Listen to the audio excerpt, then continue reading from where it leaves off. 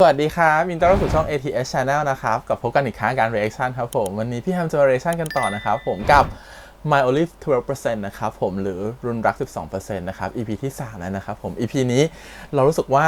ความเข้มข้นหรือความดราม่ามันจะค่อยๆมากขึ้นเรื่อยๆและตัวอิ๋วเนี่ยเขาจะเริ่มรู้สึกว่าตัวเองห่างกับตัวเคขึ้นเรื่อยๆหรือเปล่าเมื่อเครู้สึกว่าตอนนี้ EP 3เหมือนตัวอย่างจะเป็นเหมือนเคเขาเริ่มไปจีบผู้หญิงคนนึงหรือเขาเริ่มพูดคุยกับผู้หญิงคนนึงตัวอิ๋วเขาจะรู้สึกยังไงนะครับผมเดี๋ยวลองมาดูกันใน EP นี้นะฮะก่อนอื่นขอบคุณทางนะครับผมสตูดิโอวาบิสบินะครับผมแล้วก็ไอชีอีที่อนุญาตทำ reaction ได้นะครับไปดูกันเลยครับผมกับ My Only 12% ครับผม EP ที่ 3 ครับไป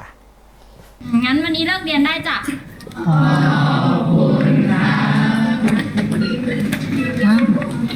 แม่ให้ฟังแล้ว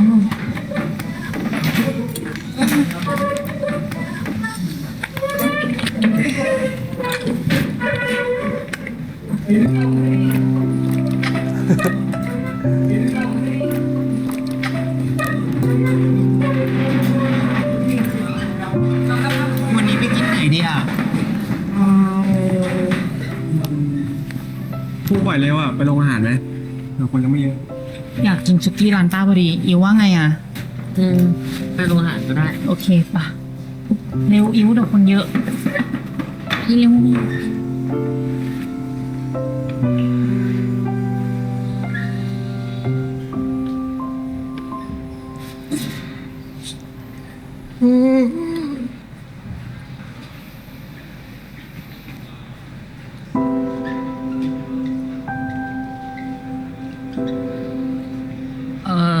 เราเปลี่ยนใจแล้วอะไปกินขนมปังที่สหกรณ์น่าจะดีกว่าเอ้าทำไมอ่ะก็นี่มาถึงโรงอาหารแล้วนะเรายังไม่ค่อยหิวอะกินกันก่อนเลย ไปก่อนนะเอ้าอิว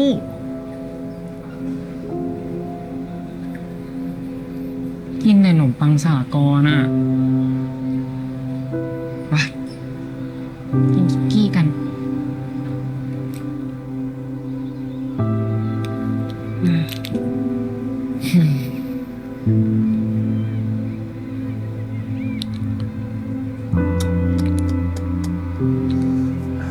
กั้งจะสังเกตได้ใช่ไหม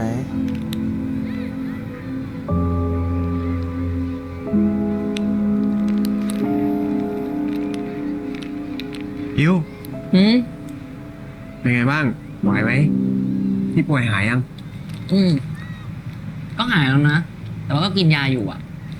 แล้วฟรีอะอ๋อมันไปห้องชุมนุมอ่ะ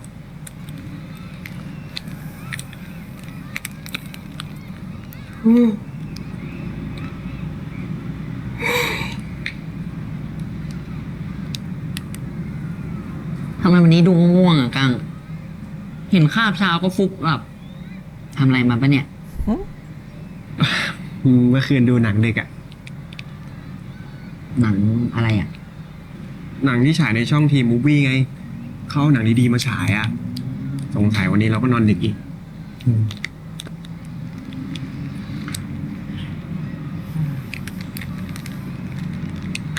นี่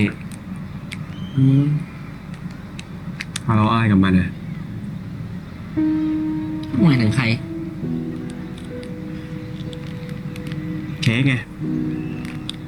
เปล่าซะหน่อยไม่ทะเลาะกันนะเหรอแล้วที่เดินหนีมันคืออะไรฮะเปล่าเราแค่อยากกินขนมปังเดี๋ยวนะเมื่อกี้เรายังไม่ได้บอกเลยนะว่าตอนไหนอะร้อนตัวปะเนี่ย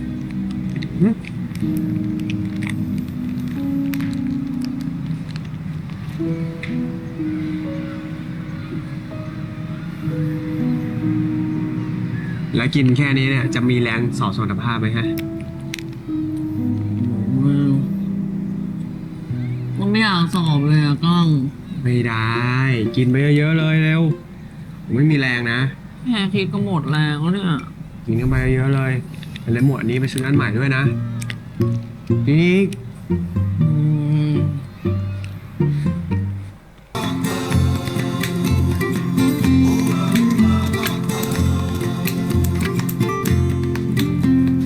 ที่ระวังปิ้ว เป็นลมแน่เลยอะ เย่ต่อไปซีอิ๊วทอฟฟี่ แล้วก็ไอพีคมาพร้อมนะอิ๊วเข้าที่ระวัง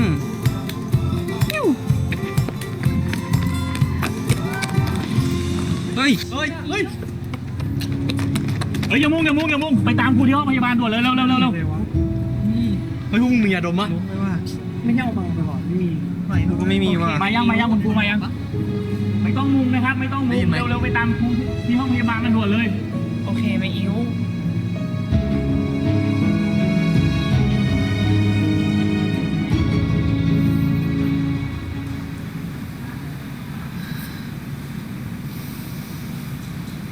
เดี๋ยวรอเป็นไงอะรู้ตัวไหมเนี่ยว่าเป็นลมอะ ปวดหัวอะ ก็ต้องปวดดิกั้งบอกยูไม่ยอมกินข้าว แต่กินไปแล้วนะ กินขนมปังไปอ่ะ มันพอไหมเล่าไม่งั้นจะเป็นลมอย่างเงี้ยเหรอ แล้วสอบเสร็จกันแล้วเหรอ อืมเสร็จกันหมดแล้ว เดี๋ยวจะกลับบ้านแล้วเนี่ย อ้าวทำไมเคยไม่ไปเรียนอ่ะ ก็เป็นห่วงอะ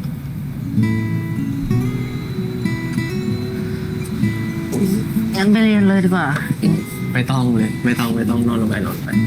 นอน นิ้วหายแล้ว ไม่ต้องเดี๋ยวใกล้จะเลิกเรียนแล้ว ไม่เป็นไรอิวหายแล้ว หายแล้วอะไรหรอดูหน้าซีดเป็นไก่ต้มอย่างเงี้ยหึ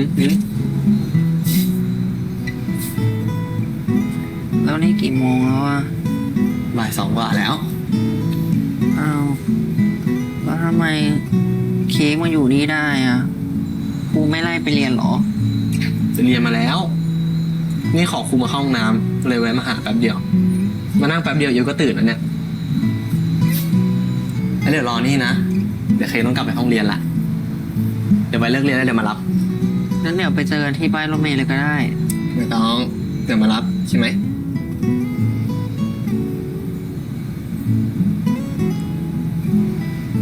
ไปเรียนได้แล้ว มันมีทั้งความกังวลเนาะกังวล น้อง ว่า คนเดียวกลัว คน ไหม อื่ เนี่ย นจะมองยังไงคนอื่น ไม่เป็นไร ว่า เค้กไปเถอะอิวอยู่ได้นะ คนอื่นจะมองเค้กยังไง เอ๊เดี๋ยวมารับ นอนแล้วนะ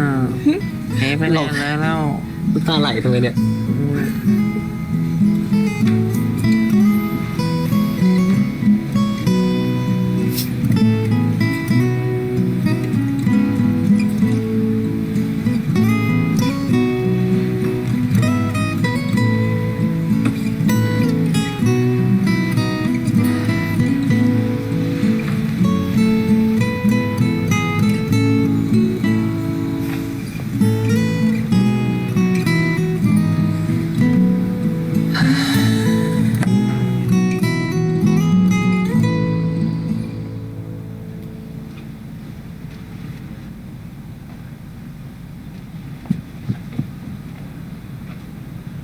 มากลับมาแล้วนี่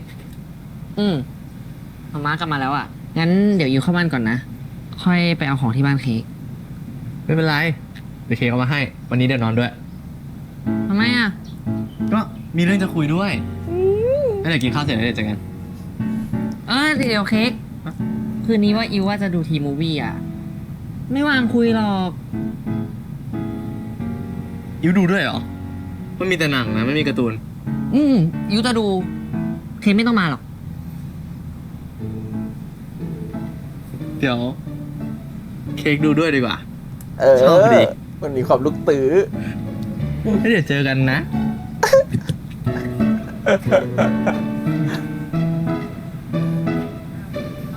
มา เอากลับมาแล้วเหรอลูก พี่ตื่นจังเลยแล้วมาเป็นไงบ้างอะมะ ก็ดีขึ้นแล้ว ตอนนี้ก็กินยาแล้วก็พักผ่อนเยอะๆ เดี๋ยวไปเปลี่ยนเสื้อผ้าแล้วลงมากินข้าวนะ ขากลับม้าแวะซื้อเป็ดที่เสียงมา จริงไหมมะ เอาไปแบ่งเค้กด้วยดีกว่า ไม่เอาละเปลี่ยนใจ เอ้าทำไมม้าซื้อมาตั้งเยอะ ไม่เอาอ่ะม้าเปลี่ยนเสื้อผ้าก่อนนะ งอนอะไรกันอีกแล้วเนี่ย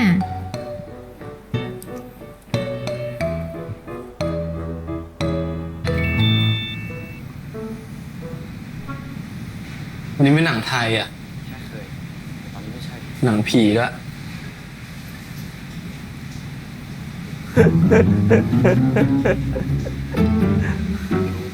ได้ดูปะ อิวจะดู เดี๋ยวไม่หลับนะ เค้กถ้าเค้กง่วงอ่ะ ก็ขึ้นไปอาบน้ำนอนก่อนเลยไป อะไรด้วย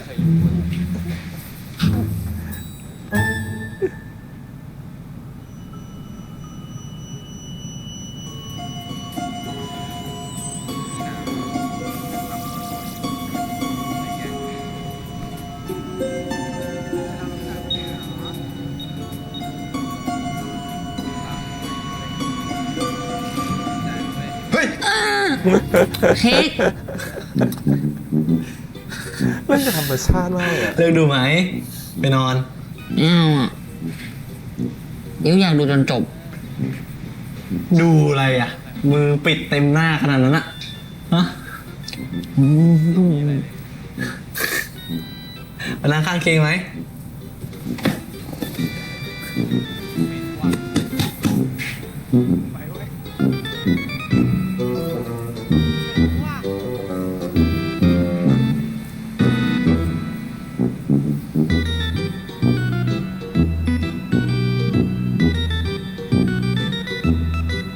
เรื่องเล่าอะไรก็ไม่รู้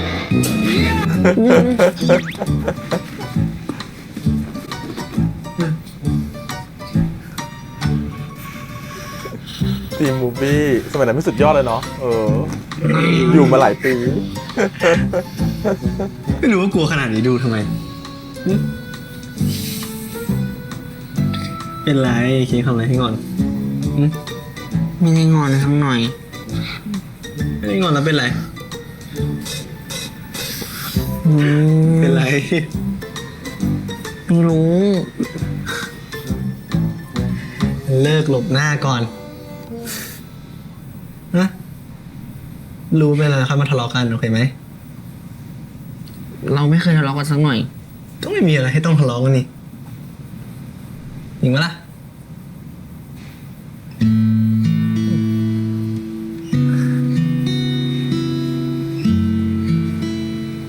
หายงอนแล้วเนาะเลิกดูปะ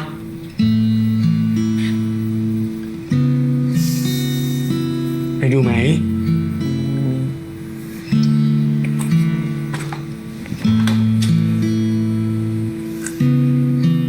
ทนดูไม่ได้ตั้งนานนะคุยแต่แรกก็จบละไปอาบน้ำไป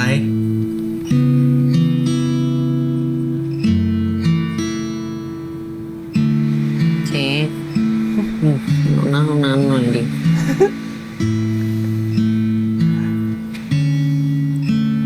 อะไร ไปส่งดิไม่น่า ไปส่งหน่อย ปานมืดด้วย เค้ก ห้องน้ำอย่างรอน่ะ เค้ก ไปส่งไปหยิบผ้าเช็ดตัวไปเดี๋ยวไปเฝ้าห้องน้ มาลูกกันหน่อย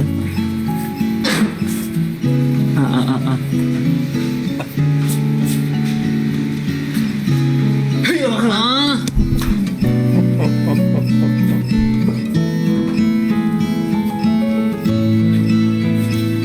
เราแบ่งกัน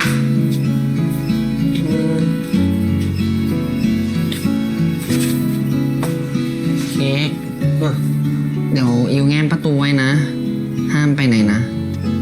ไม่ไปไหนหรอก ห้ามแกล้งด้วย ไม่แกล้งหรอกไปเข้าไปอาบไป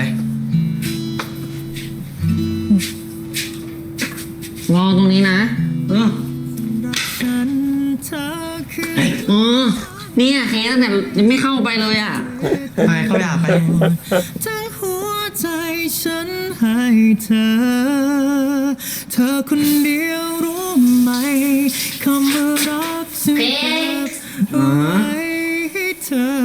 คนเดียว จริง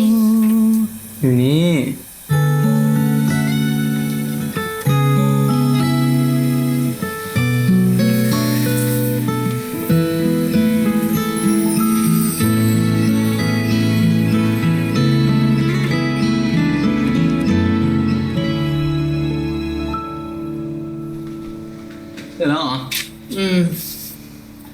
เค้กอ่ะต่อเลย โอเค ให้ยุรอก่อนเปล่า ไม่เป็นไรขึ้นไปร้องบนไป โอเค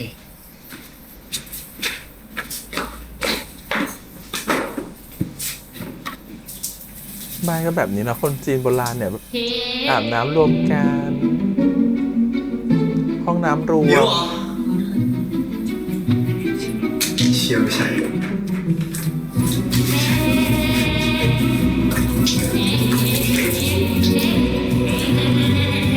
โดนแกล้งแน่เลย พอแล้ว ให้เค้กเหรอแม่ มา ใช่ครับ เห็นว่าโตๆกันแล้ว มาม่ากับน้าพลาวอ่ะก็เลยซื้อมือถือเอาไว้ให้ เผื่อเวลามีอะไรจะได้โทรหากันได้สะดวก รุ่นนี้เนาะ นี่ ฝา นี่ ปิด นี่ เนาะ แล้วอย่าเล่นในเวลาเรียนนะรู้ไหม ครับ แบ่งเวลาให้เป็นด้วย แล้วก็ค่าโทรศัพท์อะเติมกันเอาเองนะ จะได้ไม่ฟุ่มเฟือย ได้ครับ ขอบคุณนะครับมาม่า ขอบคุณครับแม่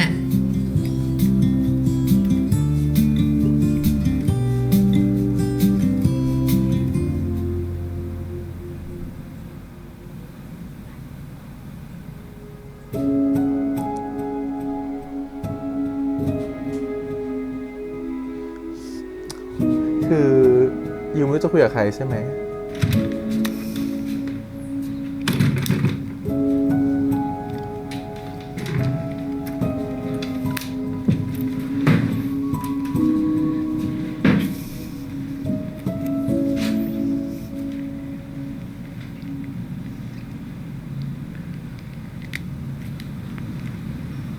เค้ก หืม เค้กดีใจขนาดนั้นเลยเหรอ ดีใจดิ โทรศัพท์เครื่องแรกเลยนะยังไม่ดีใจเหรอ ก็ดีใจนะ แต่อิวไม่รู้จะเอาโทรหาใครอ่ะ ก็ไว้โทรหาเพื่อนไงเนี่ยส่งข้อความได้ด้วยนะ แต่อิวไม่มีเพื่อนที่อยากโทรหรืออยากส่งข้อความหา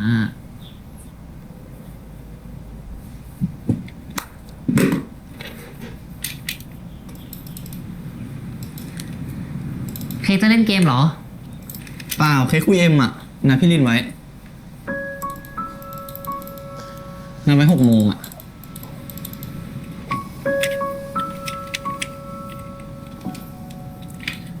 อิวอยากเล่นหมากฮอสอ่ะ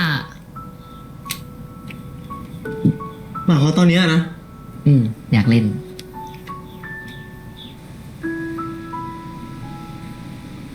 เคยนัดพี่ลินไว้แล้วว่าดิแล้วพี่เขาออนแล้วไม่เจออ่ะ เหมือนความสำ ไม่เป็น คั ไร ญ ก็ได้ เราหมดไป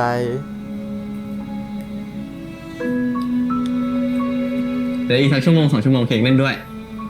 โอเคไหม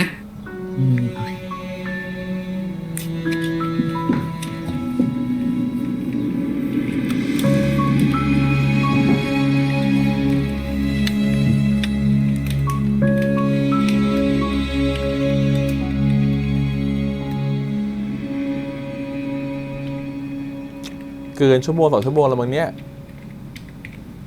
คุยอะไรกันเยอะแยะ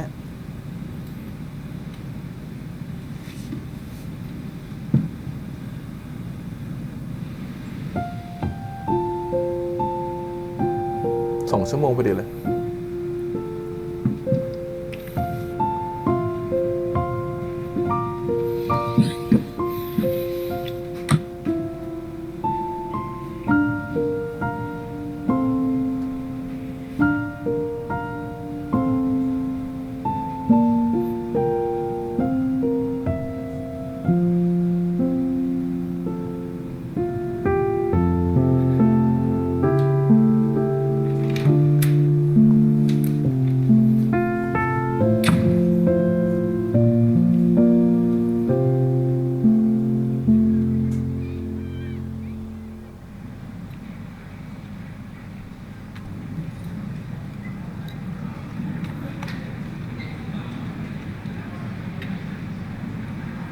ติดมือถือจนข้าวเครื่องไม่แดกแล้วมั้งเพื่อนกูอ่ะ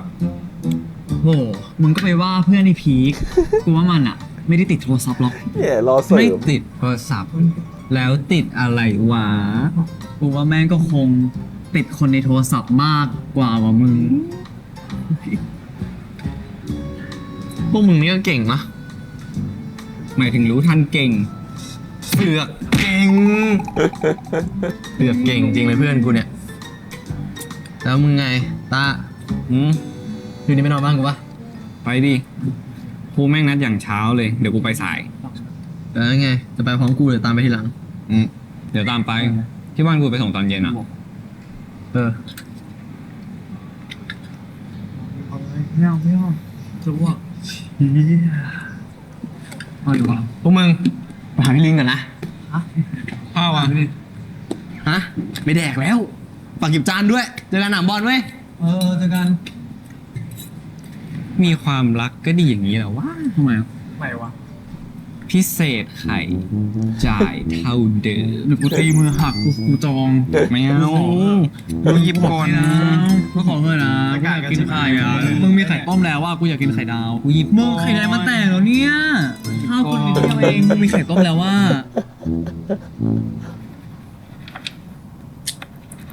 โอ้เติมเน็ต เมื่อวันก่อนก็เพิ่งเติมไปไม่ใช่เหรอ เติมโทรศัพท์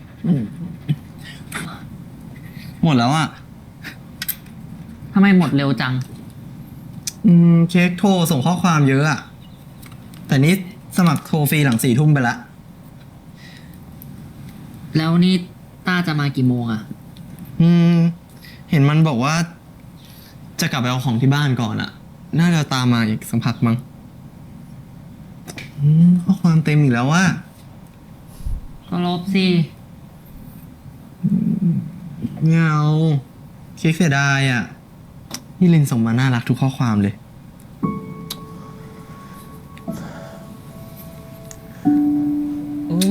เขาไปไหนเนี่ย อิ๋วหาแฟนไหมลูก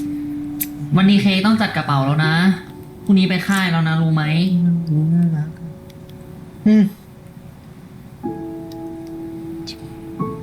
ผัดมาหลายวันแล้วนะเค้กนภาบอกให้อิ๊วอะมาบังคับเค้กเองอะ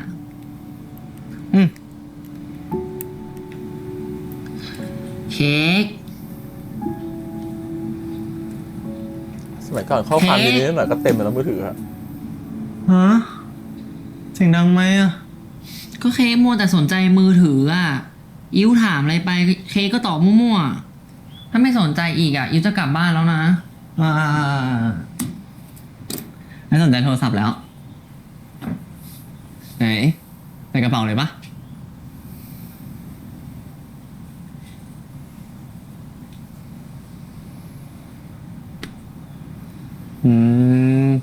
โกรธเหรอ ไม่ได้โกรธงั้นอิ๊วไปอาบน้ำก่อนนะ เดี๋ยวดีงอนนะ ไม่ได้งอน เนี่ยงอนเนี่ยงอน ไม่ได้ งอนเนี่ย อิ๊วจะไปอาบน้ำเฉยๆอะ หายงอนก่อน เขาบอกแล้วไม่ได้งอน เดี๋ยวจะไปอาบน้ำแป๊บเดียว โอเค งั้นอาบน้ำเสร็จมานะ รีบมานะ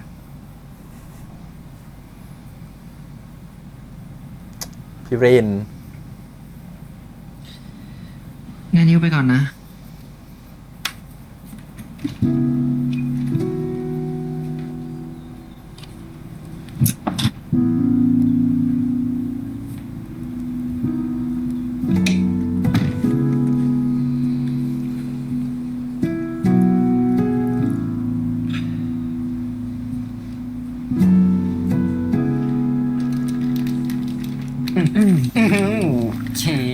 นี่ไอ้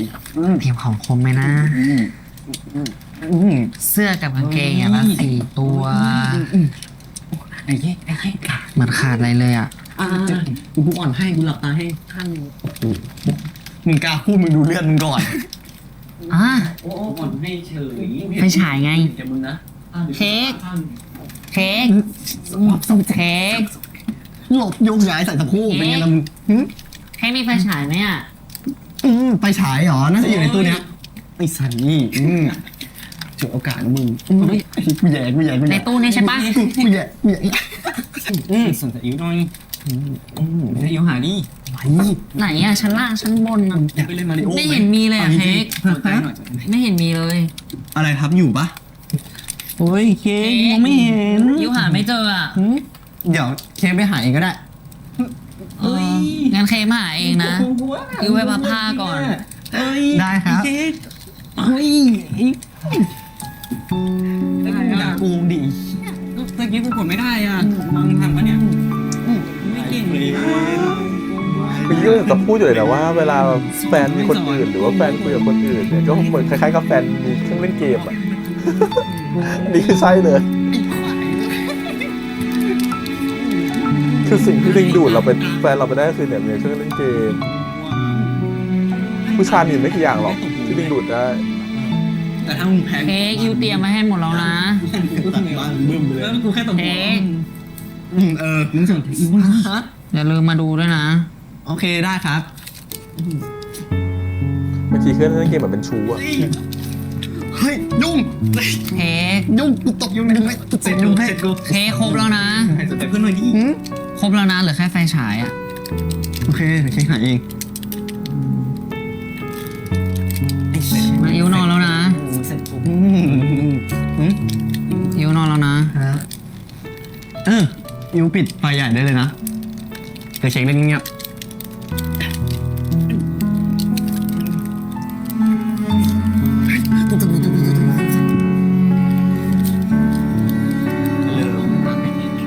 ไม่น่าไปเลยมึงตกลงเหรอ มึงคงว่าเค้ก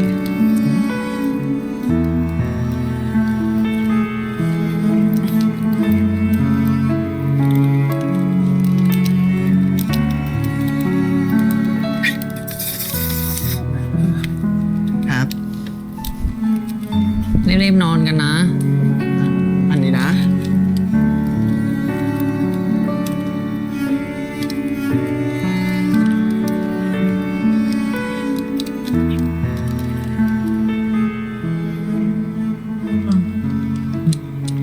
พอไหมมึงนอนไหมนอนเถอะง่วงละตื่นเช้ายิ้วบนกูอีก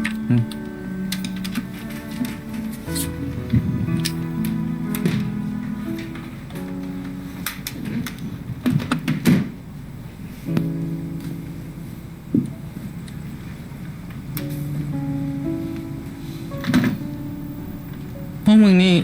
สนิทกันจังเลยเนาะสนิทดิ อยู่ด้วยกันมาตั้งแต่เกิด ดูแลมึงโคตรดีเลยอะอยู่ว่าอย่างเงี้ยแหละ ดีเนาะ มีเพื่อนอยู่บ้านข้างๆแบบเนี้ย กูแม่งโคตรเหงาเลยอะข้างบ้านแม่งไม่มีเพื่อนอายุรุ่นเดียวกันเลย กูว่ากูกับยูไม่ใช่แค่เพื่อนข้างบ้านกันวะเขาเป็นทั้งเพื่อน เป็นทั้งพี่น้อง เขาเหมือนเป็นครึ่งหนึ่งของกูไปแล้วอะ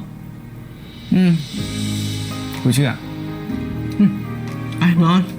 กูปิดไฟให้ เฮ้ยไม่ปิดไฟได้ไหมอ่ะ กูพี่ กูกลัวผีอ่ะ วายกูทำไม ไม่ปิดให้ก็ได้ นอนได้แล้ว เจอกันมึง จำไม่ได้ว่าเกมนี้เกมอะไรอย่างที่มันตบๆรัวๆมันมีอยู่เกมหนึ่งแหละแต่นึกไม่ออก เกมต่อสู้นี่แหละ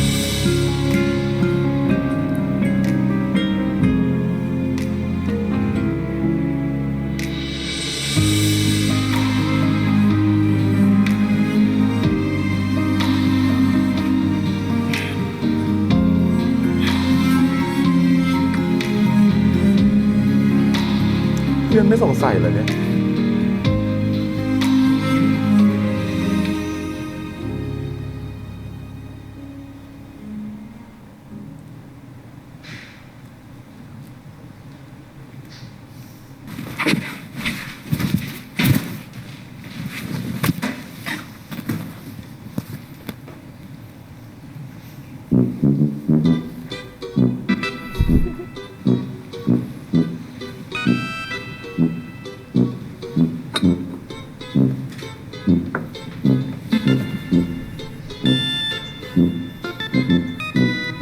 คือจริงๆเพื่อนเขาอยากคุยนะ แต่อิวคือแบบว่า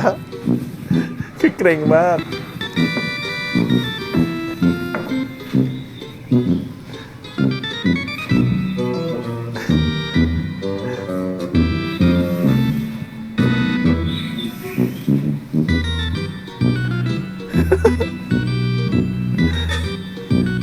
เก่งมาก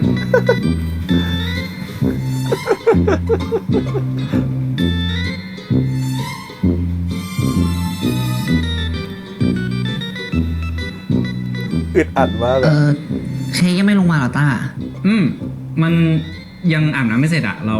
เสร็จก่อนเลยลงมาก่อน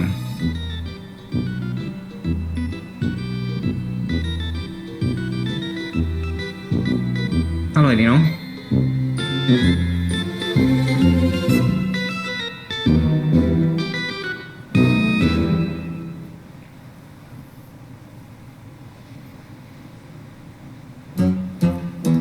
อิ้วหยุ่มแล้วเหรอ อ๋อ เราอิ่มแล้วอ่ะ กินไปหลายตัว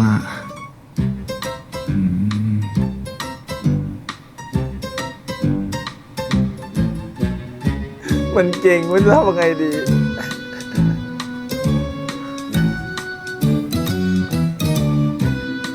แล้ว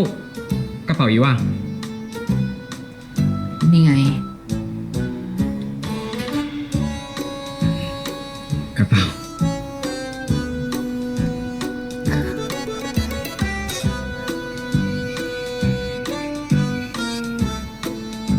เฮ้ย แล้ว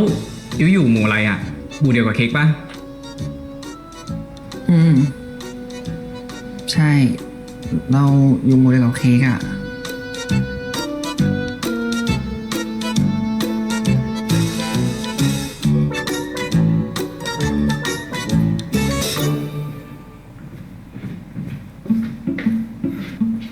ไปเสร็จละ กว่าจะมา เพื่อนติดอัดแทบแย่ ยักษ์ขนาดนี้ติดคอตายห่าพอดี เอาน้ำไหม เค้ก เล่นละคร เล่นละคร เฮ้ยว้า เอา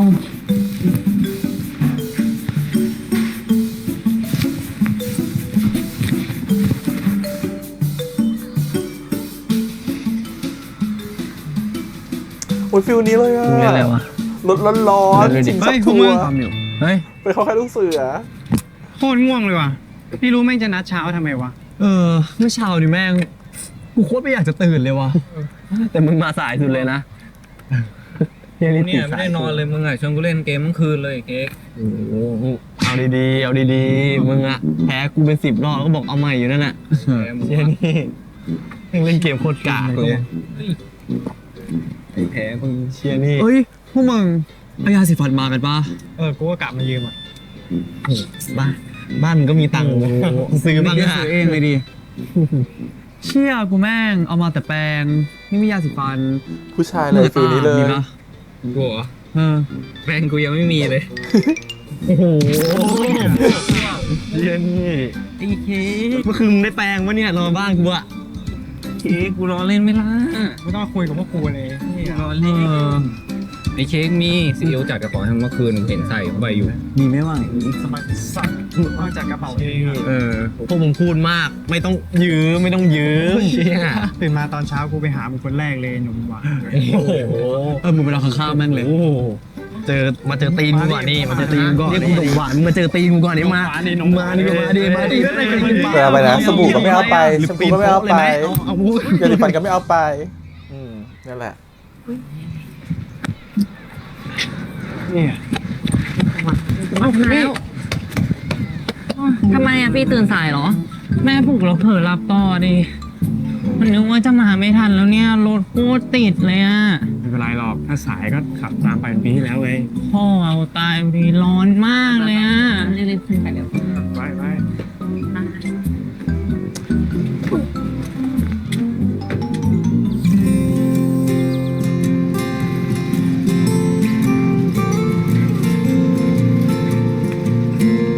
เขาไปถ่ายที่ชลบุรีนะครับไอ้ลูกเสือเนี่ยจำ ำได้ พิมพ์รายงานส่งผู้ปกคร ต อ อง นนั้นเห็นน้องนิวเล่าให้ฟังอยู่ นิดนึงมึงคบกันยังไงยังวะเบรกใกล้แล้ว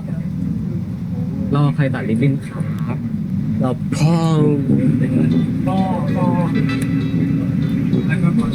กินฟิชโชดีกว่า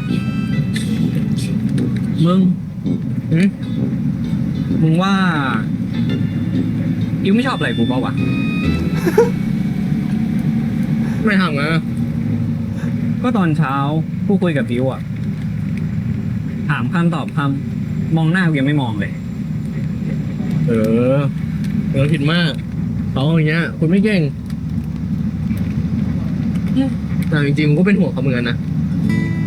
ที่คุยไม่เก่งอะนะ ก็ด้วยเขากลัวคนด้วยอ่ะไม่ชอบรู้จักเพื่อนใหม่เป็นห่วง แต่อิวก็มีฟี่กับก้างเป็นเพื่อนอยู่แล้วไม่ใช่หรอ ไม่ใช่แต่จะพอวะแค่นั้นอ่ะ คนมีเพื่อนน้อยก็เยอะแยะไป โอ้โหแต่ถ้าหนีเวลาเจอคนเยอะๆไม่ชอบทำอะไรใหม่ๆหรือว่าแบบไม่ยอมไปที่ที่ไม่คุ้นเคยอย่างเงี้ยจะไม่แย่หรอ ก็แย่มั้งแล้วครอบครัวอิวว่าไงอะ ก็ฟิวน้องคนเล็กอ่ะเฮียเปาอย่างเงี้ยโอ้ยตาย มึงยังจะมาพูดอีกนะ อืม มึงนั่นแหละ โอ้อิวตายอยู่แล้วทำมาเป็นพูดดี แต่ว่านะเดี๋ยวโตขึ้นอ่ะอิวก็มีเพื่อนเยอะเองแหละไม่ต้องเป็นห่วงเขา อืม ถ้ามึงจะอยู่กับอิวไปได้ตลอดเปล่าวะมึงก็ต้องมีพื้นที่ส่วนตัวกันบ้าง กูกับอิวไม่เคยมีพื้นที่ส่วนตัวนะเว้ย เดี๋ยวกูจะรอดูนะว่าโตขึ้นมึงจะพูดอย่างนี้หรือเปล่า เอาละ เดี๋ยวมึงโตนะ ประเด็นนี้เปิดขึ้นมาแล้ว กูยังไม่โตแต่มึงอ่ะ มีพี่ลินไง พี่ลินทำไมวะ ก็ถ้าเป็นแฟนกัน ก็ต้องอยากอยู่ด้วยกัน อยากใช้เวลาด้วยกัน มึงจะให้อิวไปอยู่ด้วยเป็น3 คนก็ไม่ใช่เรื่องแล้วเปล่าวะ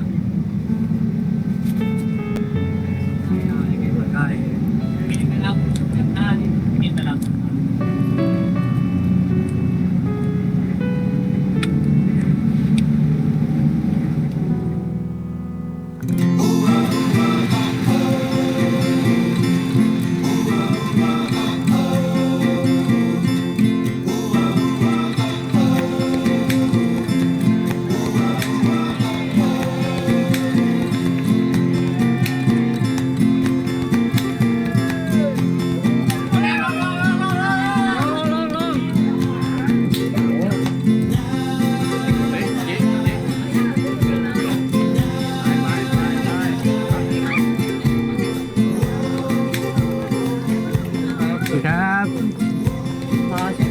ติดกระดุมด้วยใส่หมวกดีๆมึงใส่หมวกดีๆเดี๋ยวกูเฮ้ยมึงใส่หมวกด้วย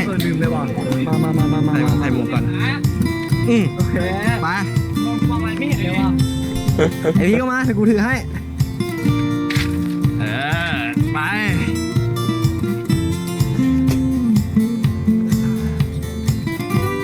ต้องทำอะไรอ่ะ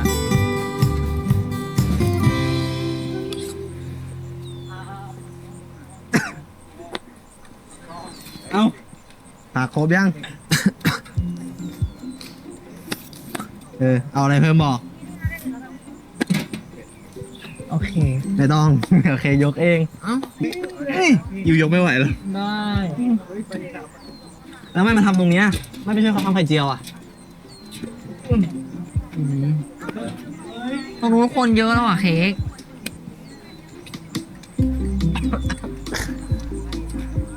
โอ้ยมือเปื้อนหมดแล้วไปล้างมือไป เนี่ยหน้าก็เปื้อนทำไงให้มันเปื้อนขนาดนี้เนี่ยฮะ ดูของตัวเองสินะเปื้อนยันแก้มแล้วนะ หน้าเค้กเปื้อนเหรอ ตรงไหน ด้านนี้ไม่ด้านนี้บอกขึ้นหน่อยนี่หน่อย ลงไม่ใช่ด้านนี้ด้านนี้หน่อย ด้านนี้ นี่ ออกยัง ออกยัง ออกแล้วเหรอ แล้วขำอะไรอ่ะ นี่ ก็คือมืออยู่เปื้อนอ่ะ แล้วทีนี้ไปป้ายแก้มเค้กใช่ปะดำปิ๊บเลยอ่ะ แกล้งเค้กเหรอ ไม่ได้แกล้ง แกล้ง ไม่ได้แกล้งจริง ไม่ได้แกล้ง ยันหยุดยิ้มก่อน เค้กถึงจะเชื่อ นั่น เค้กก็หน้าเค้กเหมือนเผาอะไรสักอย่างอ่ะ เหมือนเผาอะไรสักอย่าง แล้วอยากอยู่เผ่าเดียวกับเค้กว่าล่ะ ไม่เอาอะ นะ ไปเค้ก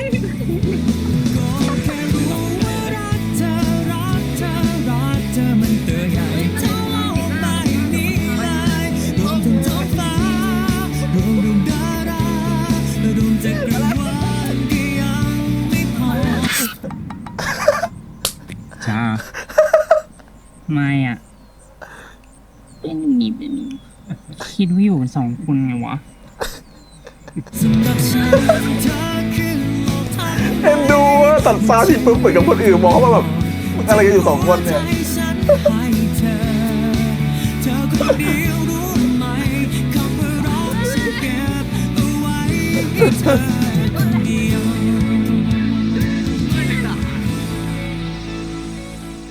เค้กไปไหนมาทำไมไม่บอกอิ๋วอ่ะ เป็นห่วง คุยกับพี่ลิน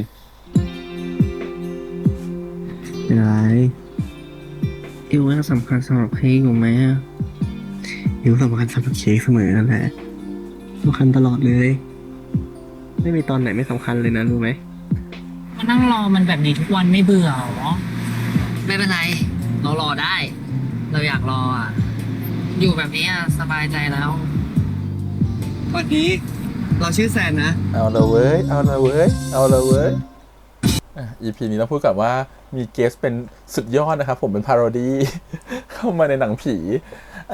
โอเคครับมาเดี๋ยวมาพูดคุยกันนิดนึงนะครับผม EP นี้ไม่ได้มีอะไรมากนะคะเขายังต่อยอดกับตัวความรู้สึกของตัวอิวเนาะว่าอิวเขารู้สึกยังไงเรารู้สึกว่าจริงๆมันเป็นความรู้สึกที่มันเกิดขึ้นได้กับทุกๆคนนะเวลา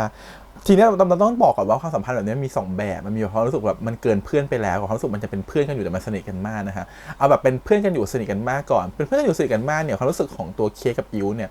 คืออิวเนี่ยเขารู้สึกต่อเค้กแบบเหมือนกับโหสนิทมากๆแล้วเพื่อนว่า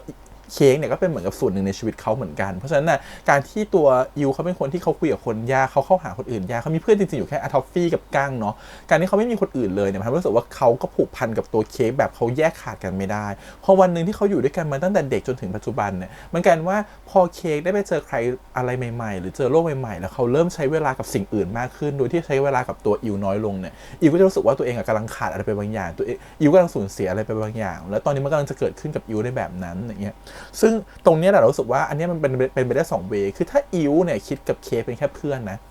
เรารู้สึกว่ามันก็จะเกิดขึ้นได้ง่ายมากสำหรับเพื่อนเวลาน้อยใจเวลาเพื่อนไปสนใจสิ่งอื่นมากกว่าเรามีเพื่อนแบบนี้เหมือนกันที่เราเคยสนิทกันมากๆสนิทกันจนเข้าใจผิดเหมือนกันว่าเป็นแฟนกันอะไรเงี้ยแต่จริงๆเราก็สุดท้ายไม่ได้เป็นแฟนกันแล้วก็พอโตขึ้นมามันจะเริ่มปรับตัวได้แล้วมันจะเริ่มปรับตัวได้เร็วขึ้นแล้วเรารู้สึกว่าหลังจากนั้นเราจะเหมือนกับมีสเปซกันมากขึ้นหมายความว่าเราก็จะมีเราเข้าใจนะแต่ตอนแรกเราไม่เข้าใจเหมือนกันว่าทำไมต้องมีสเปซทำไมต้องแยกจากกันทำไมต้องคุยกันน้อยลงทำไมต้องอะไรแต่มันจะเริ่มเข้าใจวันที่ต่างคนต่างมีแฟนมันจะเริ่มว่าอ๋อโอเคเราต้องเผื่อเวลาไว้กับสิ่งอื่นบ้างเราต้องให้เวลากับสิ่งอื่นบ้างแต่อันนี้เราไม่ได้ลดความสำคัญลงนะเขายังสำคัญกับเพื่อนคนนี้ยังสำคัญกับเราเสมอแต่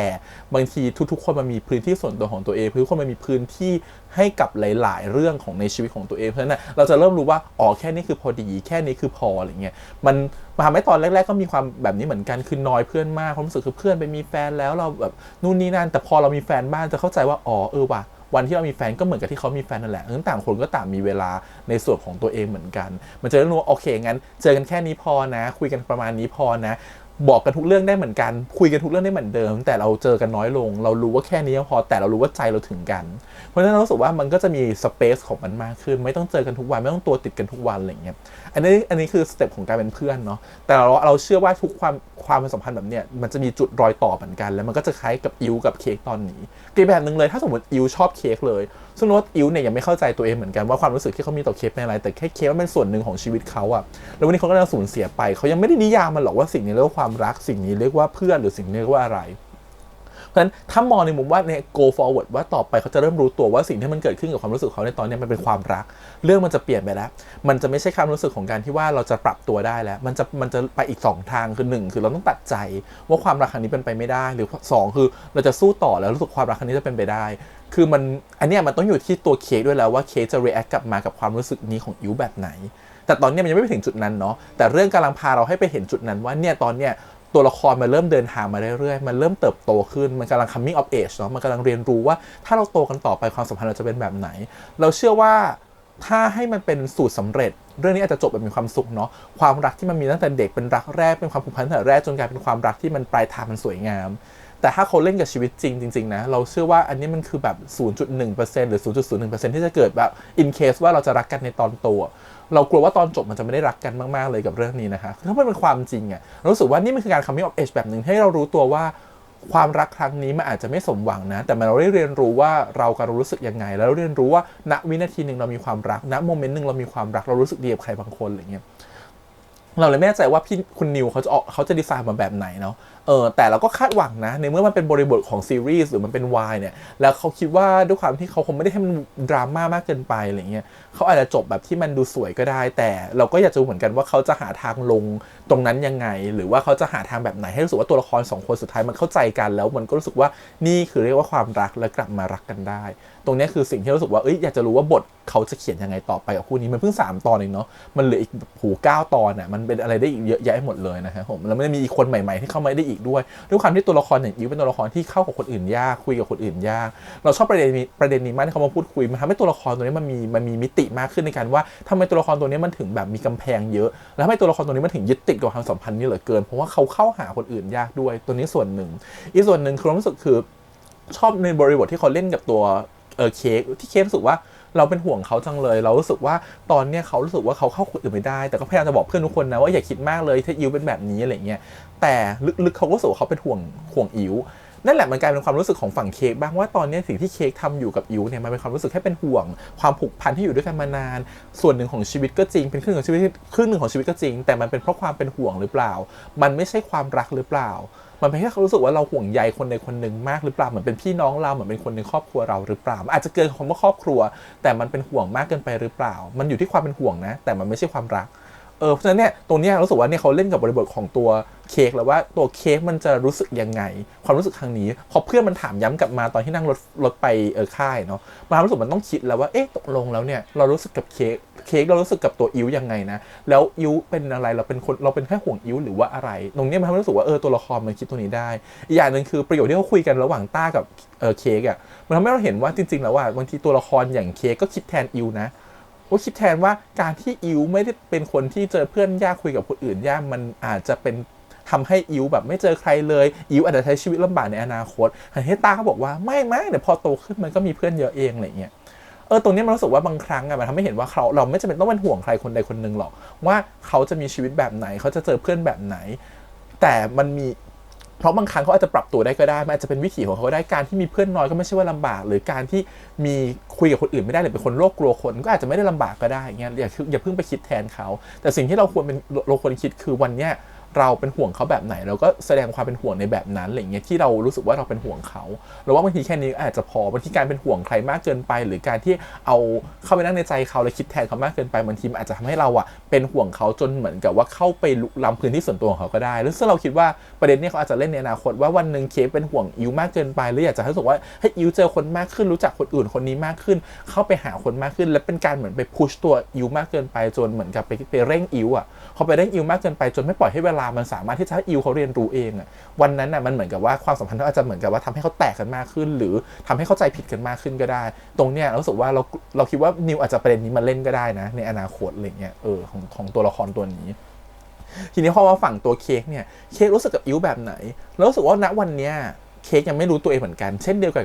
อิวคือยังไม่นิยามความสัมพันธ์แต่ที่แน่คือเค้กน่าจะรู้สึกเป็นห่วงอิวมากๆรู้สึกว่าอิวเป็นส่วนหนึ่งและอิวก็เป็นคนหนึ่งที่เขาให้ความสำคัญมากๆแต่วันนี้มันเหมือนมันมีสิ่งหนึ่งเข้ามาแทนมันมีพี่รินเข้ามามันมีการพูดคุยกับพี่รินเข้ามามันเหมือนมีสิ่งมันแบ่งเค้กแบ่งก้อนเค้กของตัวเค้กออกไปความสัมพันธ์ของเขามันต้องถูกแบ่งออกไปสิ่งที่เขารู้สึกกับอิวเขาก็ต้องลดลงไปเขาไปโฟกัสกับเรื่องรินมากขึ้นตรงเนี้ยเพื่อนมาถึงตอกย้ำว่าแล้ววันนึงถ้าสมมติเธอมีแฟนเธอคบกับคนอื่นเธอจะมีอิวอยู่ในชีวิตได้ยังไงมันเป็น3คนไม่ได้เนาะมันต้อง2คนเนาะคุณจะแบ่งความรู้สึกอย่างนี้ยังไงมันทำให้เคได้คิดนะว่าแล้วตกลงเขาจะเป็นยังไงต่อแล้วความสัมพันธ์ของเขาจะเป็นยังไงบางครั้งมันจะเหมือนความสัมพันธ์ของพี่น้องหรือความสัมพันธ์ของเพื่อนที่สนิทกันมากๆบางครั้งมันอาจจะต้องเหมือนที่เราพูดไปว่ามันอาจจะต้องแบ่ง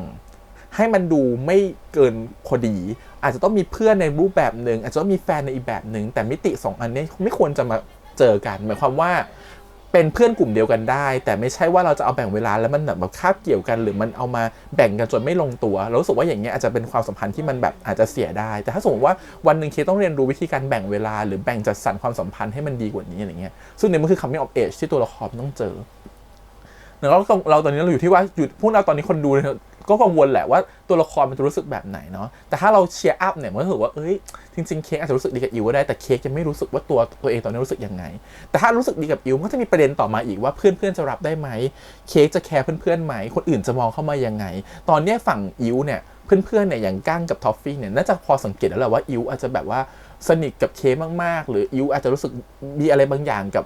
บเค้กเป็นพิเศษทำให้แบบเวลาเค้กทำอะไรขึ้นมาอิวจะหน่อยก้างสังเกตเห็นคนแรกเลยแค่รู้ว่าแบบมีนิดหน่อยก็รู้แล้วทะเลาะกันหรือเปล่าอย่างเงี้ยคือก้างเป็นตัวละครที่ความรู้สึกของเราคือเขาน่าจะเป็นคนที่ช่างสังเกตนะรู้อะไรได้เขาเป็นคนสังเกตอิวเยอะพอสมควรแล้วเข้าใจโลกพอสมควรด้วยแล้วเขาอ่านอิวออกพอสมควรเพราะฉะนั้นเรารู้สึกว่าไม่แน่ใจว่าก้างในตัวละครตัวนี้จะเป็นชายแท้หรือเป็น LGBT เราไม่รู้นะแต่ถือว่าเขาเป็นคนที่สังเกตและเขาเห็นสิ่งต่างที่เปลี่ยนแปลงไปทอฟฟี่ก็เช่นกันแต่ทอฟฟี่จะมีรีแอคที่ต่างจากก้างที่ดูอบอุ่นกว่าดูซอฟต์กว่าดูที่จะแบบปกป้องอิวได้ดีกว่าจนมาคิดความรู้สึกคือก้างจิตอิวไหมอะไรเงี้ยเขารู้สึกเป็นแบบนั้นอะไรเงี้ยเขาเหมือนคนที่มองอยู่ห่างๆแต่เขารู้ว่าอะไรมันเกิดขึ้นบ้างขณะที่ตัวเค้กเนี่ยเขายังไม่รู้ว่าสิ่งที่รอบตัวที่มันเกิดขึ้นตอนนี้มันคืออะไ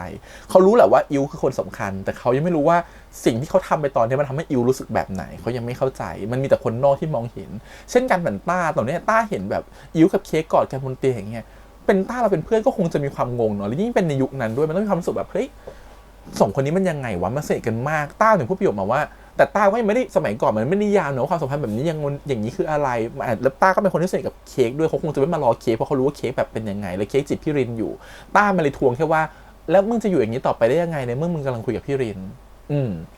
แต่ถ้าสมมติเค้กไม่จีบพี่รินสิต้าอาจจะมองว่าเค้กชอบผู้ชายหรือเปล่าเค้กชอบอิวหรือเปล่าอาจจะมองเปลี่ยนไปอะไรเงี้ยตรงนี้คือส่วนสำคัญที่ว่าพอมันมีกลุ่มเพื่อนเข้ามาเกี่ยวด้วยพอมีความสัมพันธ์ของทั้งคู่ด้วย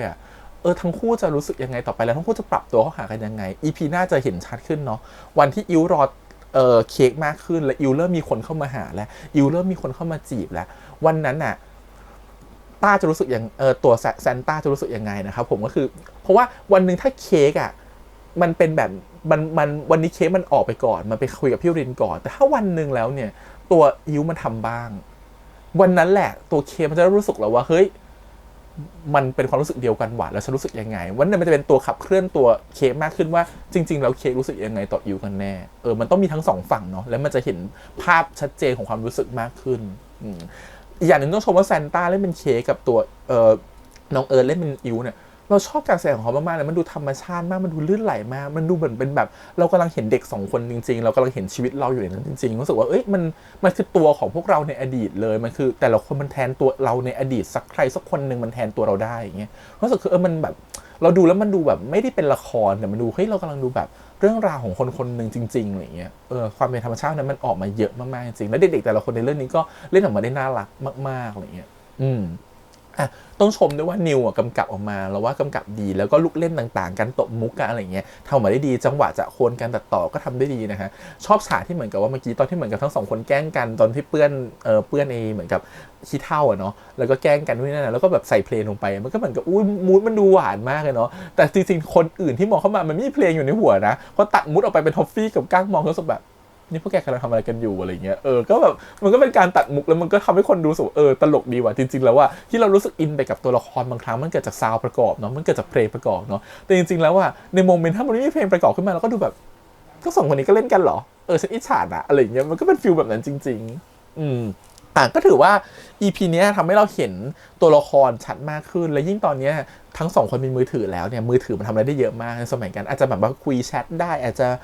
โทรศัพท์ได้เนาะเดี๋ยวเราจะเริ่มเห็นแล้วว่ามือถือเนี่ยมันจะเข้ามาเปลี่ยนแปลงชีวิตยังไงแล้วความสัมพันธ์มันจะเปลี่ยนไปยังไงชอบที่เขาล้อเลียนบริบทของผู้ชายหลายๆเรื่องเหมือนกันนะเช่นเหมือนกับว่ามาเที่ยวมาเข้าแคมป์อะไรเงี้ยไม่มีหรอกสบู่ยาสีฟันไม่มีลืมตลอดนะครับพวกคนที่แบบส่วนใหญ่ก็จะไปยืมกับเพื่อนที่เป็นแบบว่า LGBT หรือไม่ก็เพื่อนที่แบบเรียบร้อยมากๆที่จะเตรียมทุกอย่างมาพวกเพื่อนที่เป็นเนี้ยแบบก็จะเตรียมพวกนี้มาครบนะครับก็จะเป็นอย่างนี้จริงๆสไตล์แบบนี้หรือว่าเล่นเกมอย่างเงี้ย สิ่งที่ดึงดูดความสนใจของผู้ชายไปได้นะจำไว้เลยนะสมมติว่าใครมีแฟนนะสิ่งที่ดึงดูดความสนใจไปได้นะคือมีไม่กี่อย่างหรอกไม่หนังเกมก็มีคนอื่นอะไรเงี้ยจริงๆมันดึงอยู่ไม่ได้ไม่กี่อย่างหรอกมันเลยเหมือนกับว่าจริงๆแล้วเวลาผู้ชายเล่นเกมก็เหมือนผู้ชายกำลังโฟกัสเรื่องอื่นจนแบบบางทีนะทะเลาะกับแฟนได้เลยนะการเล่นเกมเนี่ยแล้วมันทำให้เห็นชัดมากใน EP นี้ว่าเล่นเกมนี่คือก็เลือกอิวเหมือนกันไม่ต้องคุยกับพี่ลินหรอกอิวก็ไร้ตัวตนเหมือนกันเวลาผู้ชายเจอกันกับเพื่อนๆแล้วเล่นเกมกันอะไรเงี้ยเล่นกีฬาอีกอย่างนึงกีฬานี่ก็ทำให้ตีกันมาหลายคู่แล้วอะไรเงี้ยก็ประมาณนี้นะครับผมกับ EP นี้เนาะลองคุยกันคร่าวๆเพราะมันเพิ่งแบบต้นเรื่องเองมันยังไม่เห็นอะไรชัดนะคะคิดว่าความดราม่ามันเริ่มเยอะขึ้นนะคะนี่เตรียมใจกันไว้เลยว่า EP หลังๆน้ำตาแตกแน่คู่นี้คือแบบ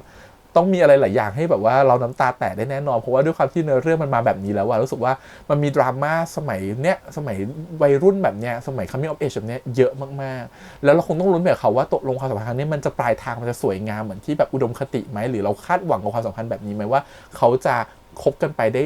แล้วรอดจนถึงโตนะฮะถ้ามันคบได้นี่คบยาวเลยนะเพราะเขารู้คราวนี้ความรักและต่างคนต่างเซสกับมันนี่มันอยู่ยาวมากเพราะความสัมพันธ์แบบนี้คือมันโตมาด้วยกันน่ะแล้วมันจะอยู่ไปเรื่อยๆเลยตรงนี้คือเรื่องความน่าสนใจของเรื่องนี้นะฮะเราคือว่านิวเขาน่าจะเล่าความสัมพันธ์ของตัวละครมาได้เข้มข้นเพราะเหมือนกับว่าเขาค่อยๆเล่าเนาะแต่มันค่อยๆเล่าแบบมีมิติแล้วก็ค่อยเล่าแบบมีวิธีการเล่าที่ดีรู้สึกว่าเราค่อยๆอินแล้วรู้สึกไปกับตัวละครทีละนิดเหมือนเรื่องเป็นความรักมัธยมเนาะเหมือนมีเรื่องให้พูดไม่เยอะหรือมีเรื่องให้เล่าไม่เยอะแต่จริงมันในแต่ละดีเทลมันทำให้คนรู้สึกถึงห่วงเวลาหนึ่งของความรู้สึกของเราในอดีตแล้วก็ห่วงเวลาหนึ่งของความสัมพันธ์ของแต่ละคนรู้สึกว่าโลกเราตอนนี้ถึงได้ผ่านมากี่ปีความรักหรือรูปแบบความสัมพันธ์ไม่ว่าเด็กวัยเดียวกันมันคงไม่ต่างกันนักหรอกมันต่างกันเทคโนโลยีที่มันเปลี่ยนไปเฉยๆความเร็วของเทคโนโลยีที่มันเปลี่ยนไปเฉยๆแต่ความรู้สึกของตัวคนมันไม่ค่อยต่างกันหรอกมันรู้สึกเหมือนเดิมแหละไม่แน่สมัยนี้อาจจะน้อยใจยิ่งกว่าสมัยนั้นก็ได้เพราะทุกอย่างมันเร็วหมดแค่ไม่ตอบแชทก็น้อยใจแล้วแค่ไม่ตอบไลน์แบบ5 วิ10 วิก็น้อยใจแล้วอะไรเงี้ยเพราะนั้นบางทีมันแบบมีอะไรอีกเยอะกว่านี้มากๆนะครับเพราะที่เรารู้สึกว่ามันเอามาเล่นได้แล้วคนจะทัชได้ง่ายๆโอเคครับวันนี้ขอบคุณทุกคนด้วยนะครับที่มาติดตามกันด้วยฝากกดไลค์กดแชร์กด Subscribe นะครับติดตามได้4 ช่องทาง YouTube Instagram Twitter แล้วก็ Facebook ครับเดี๋ยวเอาไว้เจอกันใหม่ใน EP ที่4นะครับสัปดาห์หน้านะครับกับ My Only 12% ครับหรือรุ่นรัก 12% วันนี้พี่แฮมไปก่อนนะครับบ๊ายบาย